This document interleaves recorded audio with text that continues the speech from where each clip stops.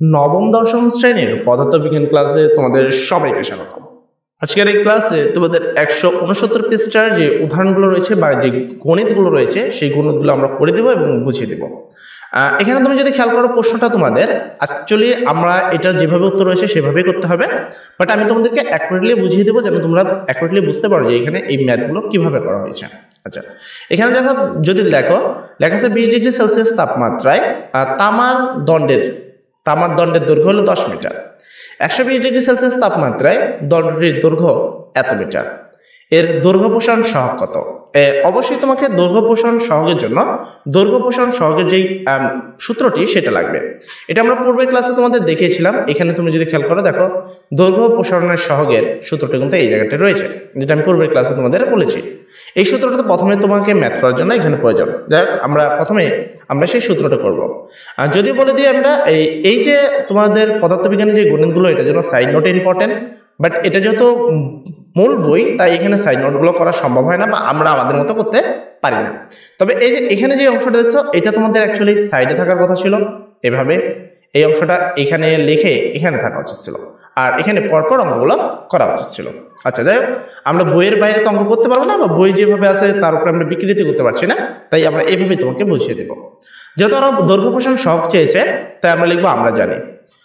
এখানে তুমি একটু খেয়াল করবা, এখানে যেটা L1 সেটা হলো আদি দৈর্ঘ্য ছিল 10 মিটার, মানে প্রথম যে অবস্থায় দৈর্ঘ্য। তাহলে L1 হলো আদি দৈর্ঘ্য, যেটা 10 মিটার। L2 মানে পরবর্তী দৈর্ঘ্য। দেখো, তাপমাত্রা যখন চেঞ্জ করা হলো, পরবর্তী দৈর্ঘ্য হলো 10.0167 মিটার। তো এখানে কিন্তু সেটাই লেখা আছে। T1 হলো প্রথম তাপমাত্রা, T2 হলো সেকেন্ড তাপমাত্রা। আচ্ছা, T1টা দেখি। T1 প্রথম অবস্থায় তাপমাত্রা ছিল 20 ডিগ্রি সেলসিয়াস, আর পরবর্তী তাপমাত্রা ছিল 120 ডিগ্রি। তো T1 হলো এই জন্য 20, এবং T2 মানে পরের তাপমাত্রা 120 ডিগ্রি সেলসিয়াস। এটাই সাইডে এখানে লিখে করলে এটা তোমাদের ভালো দেখাবে বা অঙ্কগুলো ভালোভাবে বুঝতে পারবা। এরপর লিখবা হলো আমরা জানি যে সূত্রটা, দৈর্ঘ্য প্রসারণ সহগের যে সূত্র সেটা তোমরা লিখবা।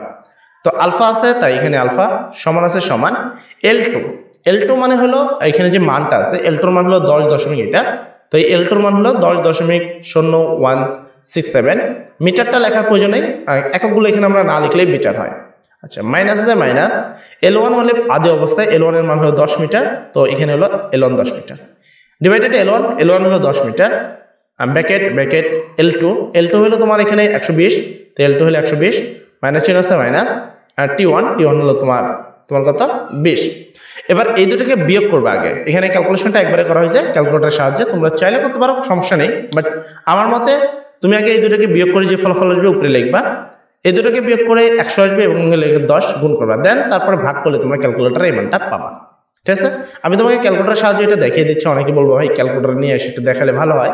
তো আমি এখানে একটা সাইন্টিফিক ক্যালকুলেটর শব্দ আমি ডিলিট করে দিয়েছি। আচ্ছা, আমি যার কারণে দেখাতে পারলাম না, হয়তো সাইন্টিফিক ক্যালকুলেটর নাম্বারটা থেকে ডিলিট হয়ে গেছে বা করে দেওয়া হয়েছে। তো এভাবে তোমরা জাস্ট ক্যালকুলেশনটা করে নিবা। আচ্ছা, আমাদের প্রথম কাজটা শেষ, প্রথম ম্যাথ কমপ্লিট। তাও যদি বুঝতে কোনো সমস্যা, ক্যালকুলেশন করতে কোনো প্রবলেম হয়, অবশ্যই আমাদের বলবা। আচ্ছা, এরপরে এরা বলছিল তোমরা উপরের উদাহরণগুলো থেকে দেখেছ কঠিন পদার্থের দৈর্ঘ্য প্রসারণ সহগের মান আসলেই খুব কম। তার মানে কঠিন, এই লাইনটা দাগ দিবা যে কঠিন পদার্থের দৈর্ঘ্য প্রসারণ সহগ কম। এটা আমরা পূর্বেও দাগিয়েছিলাম অবশ্য, যে কারণে আলফা, বিটা ও গামা তিনটি ভিন্ন ভিন্ন সহগের কিন্তু প্রয়োজন ছিল না। আমরা কাজ চালানোর জন্য শুধু দৈর্ঘ্য প্রসারণ সহগটি ব্যাখ্যা করলেই নিলেই পারতাম। যেমন ধরা যাক ক্ষেত্র প্রসারণ সহগের এখানে একটা সূত্র আছে। তো অ্যাকচুয়ালি এখানে তোমাদের কিছু রূপান্তর দেওয়া রয়েছে। অনেকে বলবো ভাই এই রূপান্তরগুলো কি পড়বো? এখন আমার মতে তো আমি যতটুকু আমি জানি বা তোমাদের প্রশ্ন অ্যানালাইসিস করে বোর্ড বিগত সালের 3 বছরের অভিজ্ঞতা থেকে আমি যতটুকু জানি যে এগুলো আমাদের কোনো ম্যাথে প্রয়োজন পড়ে না, তাই আমি এটাকে বলবো যে এটা পড়ো না। তারপরেও যদি কেউ কমেন্ট সেকশনে লেখার চিন্তা করো যে ভাই আমি তো লিখবো যে ভাই বইয়ে এটা কেন দিছে, আর সেক্ষেত্রে আমি তোমাকে বলবো তুমি পড়তে পারো, সমস্যা নেই, তোমার জন্য আমি নিশ্চিত করবো না।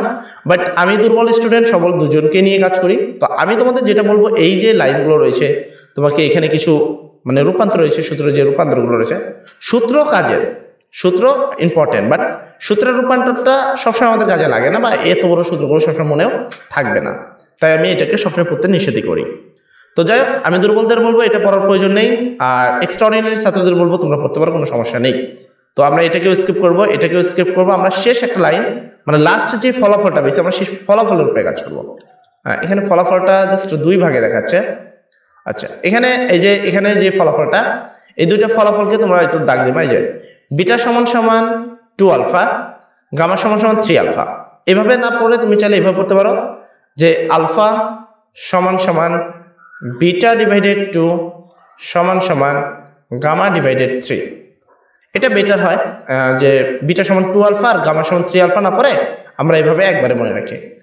তো এভাবে তুমি চাইলে একবারে মনে রাখতে পারো যে আলফা সমান বিটা বাই 2 সমান গামা বাই 3। এটা প্রচুর পরিমাণ লাগে, গামাটা যদি দেখতে এরকম ভালোভাবে হয়নি, বাট এটা এভাবে লিখবা। অ্যান্ড তুমি চাইলে এটা পড়তে পারো এই যে লাইনটা এখানে দাগ দেওয়া রয়েছে, মূলত এই লাইনটাই, ঠিক আছে? এটা হলো মেন ইম্পর্টেন্ট লাইন। আচ্ছা, তো মোটামুটি আমি আশা করি আমাদের প্রত্যেকটা ছাত্র বুঝতে পারছে যে কেন আমি ওই অংশটা তোমাদের পড়ালাম না, কারণ ওইটা জাস্ট রূপান্তর করে তোমাকে লাস্ট এই সলিউশনটা তারা দিয়েছে এবং এটা দ্বারাই গণিতটা করতে হবে। তো যেটা দিয়ে এরা মূলত এটাই মেন সূত্র, ওইটা আমাদের মেন সূত্র ছিল না। আচ্ছা, এবার এখানে কিছু লেখা রয়েছে, আমরা লেখাগুলো পড়বো এবং তোমাদের চেষ্টা করবো যে কোন লাইনটা ইম্পর্টেন্ট সেই লাইনগুলো দেখাবো, ঠিক আছে? বলা হয়েছে বাস্তব জীবনে আমাদের কঠিন পদার্থের প্রসারণটি বিষয়টি সবসময় মনে রাখতে হবে। এটা কোনো ইম্পর্টেন্ট আপাতত দাগানোর মতো না।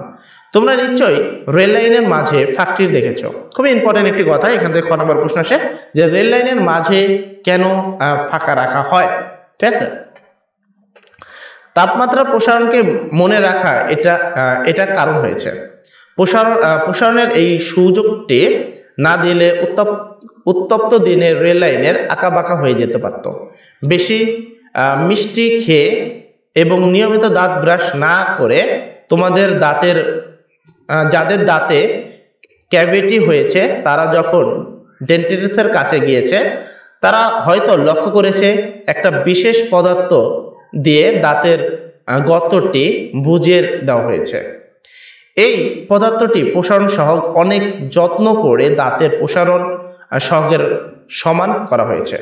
তোমরা এখানে যে লাইনটি দেখানো হয়েছে যে রেল লাইনের মানে রেল লাইনকে কেন রেল লাইনের মাঝে ফাঁকা রাখা হয় এই টপিকটা পড়বা।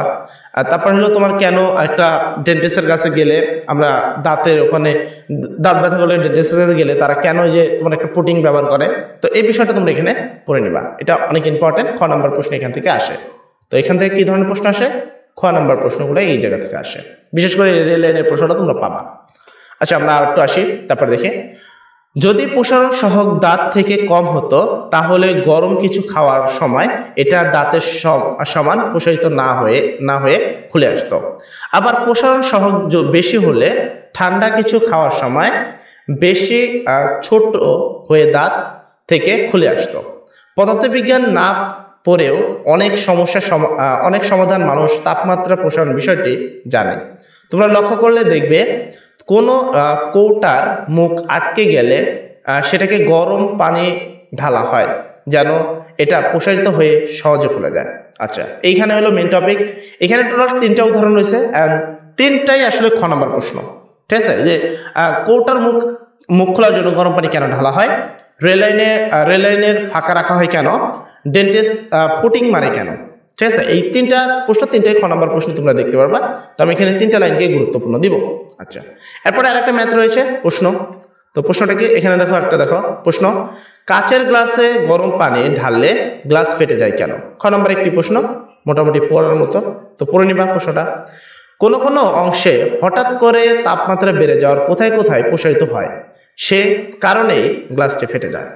প্রশ্ন দেখো, সোনার ঘনত্ব দেওয়া আছে, ঘনত্বকে রো দ্বারা প্রকাশ করা হয়, যেটার একক হলো কেজি এম/3, যদি এটা গ্রাম পার সিসি লেখা রয়েছে, বাট এটার মেন একক হলো কেজি, ঠিক আছে? কেজি M/3, এটা হলো ঘনত্বের একক। আচ্ছা, এর দৈর্ঘ্য প্রসারণ সহগ হলো এটা, যেটাকে দৈর্ঘ্য প্রসারণ মানে আলফার মান এটা। এর তাপমাত্রা 100 ডিগ্রি বাড়ালে ঘনত্ব কত? আচ্ছা, ঘনত্ব সমান হলো ভর ডিভাইডেড আয়তন, এটা হলো সূত্র। তারপরে হলো আমরা আরো কিছু সূত্র এখানে তুমি দেখতে পাচ্ছ, এখানে তোমার সেই ইউজটা করা হয়েছে এখানে, যেটাকে আমি বললাম যে এটাকে প্রয়োজন পড়বে না, তারা সেই সূত্রটি ব্যবহার করে এখানে কাজ করছে। তুমি হয়তো এই জিনিসটা লক্ষ্য করছো এখানে, কিন্তু এখন বলবো যে ভাই আপনি তো বললেন যে এখানে করা লাগে না, বাট এখানে তো অঙ্কটা সেভাবে করা হয়েছে। হ্যাঁ ভাইয়া, এখানে তুমি কথা সত্য বলছো যে এখানে সেভাবে অঙ্কটাকে করা হয়েছে, বাট আমি বলেছি এটা লাগে না। এটা কেন লাগে না এবার আমি সেই কাজটা ক্লিয়ার করি। এই যে তুমি যে অঙ্কটা দেখতে পাচ্ছ এখানে কিসের জন্য এই কাজটা করা হয়েছে? ভি ড্যাশের পরিবর্তিত তাপের বাই করার জন্য। তোমার কাছে কিন্তু সূত্র আরো একটা রয়েছে, যেটা মেন সূত্র, আলফা সমান সমান তোমার কাছে সূত্র রয়েছে T2 মাইনাস T1 ডিভাইডেড মানে L1 divided L1 minus T2 minus T1। এই একটা সূত্র কিন্তু তোমার কাছে আছে, মেন সূত্র, এবং এই সূত্রটা কিন্তু তোমাকে মুখস্থ করা লেগেছে, মানে 100% লেগেছে। এবার এখানে আমাদের দেখো আলফার মান এখানে দেওয়া আছে 14, এটা ঠিক আছে। T2 মাইনাস T1 এটা অ্যাকচুয়ালি বাই করছে এখানে, মানে এখানে দেওয়া আছে ভি ল্যামডা, মানে এইটাই হলো মেন। L1 মানে আদি অবস্থা, যেটা এখানে কোনো তাপমাত্রা দেওয়া নাই। T2 মাইনাস T1 মানে আয়তন বাড়ানো, এখানে দেখো 100 ডিগ্রি বাড়ানো রয়েছে, মানে এটার মান রয়েছে, এটার মান রয়েছে। তো এখানে কিন্তু সেই কাজটা করা হয়েছে, তুমি যদি খেয়াল করো এটা নিচে ভাগাকার আছে, এই পাশে আসলে গুণ আসছে। L1 এর মান নাই, যেটাকে এরা ভি লিখছে, L1 এর মান নাই, তাই এরা মান বসাতে কিন্তু পারেনি। এই T2 মাইনাস T1 এর মান আছে, তো এরা বসাইছে, এবং দৈর্ঘ্য প্রসারণ সহগের মান আছে, এটাও তারা বসাতে পারছে। ঠিক আছে, আশা করি তুমি আমার কথাটা বুঝতে পারছো। মানে এখান থেকে আমরা এটা করতে ইজিলি করতে পারতাম, কিন্তু আসলে এই জায়গাটা আমি আমার নিজের মতো করতে পারছি না। আসলে এখানে আমাদের ধরাবাঁধা নিয়ম থাকে যে বইয়ের বাইরে আমরা কিছু লিখতে পারছি না, যার কারণে তোমাকে আমি ইজিভাবে বোঝাতে পারছি না। এটা কঠিনভাবে আছে এবং এইভাবে আমাকে বোঝানো লাগছে, যাক আমি এভাবে বোঝাবো। যাক পি ড্যাশ সমান এম ডিভাইডেড এম এর মান তো নাই, এখানে তোমার কি এই ভি ড্যাশের মান, এই যে এটা পেয়েছো তুমি, ভি ড্যাশের যে মানটা এখানে পেয়েছে এটা, এবার মান নাই, ডিভাইডেড ভি আছে ভি, এবং এটার মান হলো তুমি যদি ক্যালকুলেশন করো 1 ডিভাইডেড এর দ্বারা, তাহলে এটা পাবা। এবং এখানে যদি আমি করি এম ডিভাইডেড ভি, এটা কিন্তু রো, এটা রো, আর নেটটা ক্যালকুলেশনের, দেখো এরা কিন্তু অ্যাকুরেট মান বাই করেনি। তাহলে রো ড্যাশ ইকুয়াল এত, এই রো এর মান ছিল যেটা 19.30 গ্রাম পার সিসি, তো আসলো 19.22 গ্রাম পার সিসি। তো উত্তর কিন্তু আমাদের হয়ে গেল। এর পরবর্তী প্রশ্ন হলো তাপমাত্রা যদি আরো 1000 ডিগ্রি বাড়ানো হয় তাহলে ঘনত্ব কি হবে? সোনার গলনাঙ্ক 64 ডিগ্রি সেলসিয়াস, কাজে এই তাপমাত্রায় সোনা গলে যাবে। উত্তর শেষ। আচ্ছা, মোটামুটি আশা করি তোমাকে আমি তোমার সন্তুষ্টপূর্ণ উত্তরগুলো দিতে পেরেছি, এবং তোমাকে আমি সম্পূর্ণভাবে বুঝাতে পেরেছি যে কোন প্রশ্নগুলো কেন আমরা পড়বো না এবং কেন পড়বো। যাই হোক, আজকের ক্লাস এতটুকুই। সবাই ভালো থাকো, সবাই দোয়া করি। আসসালামু আলাইকুম।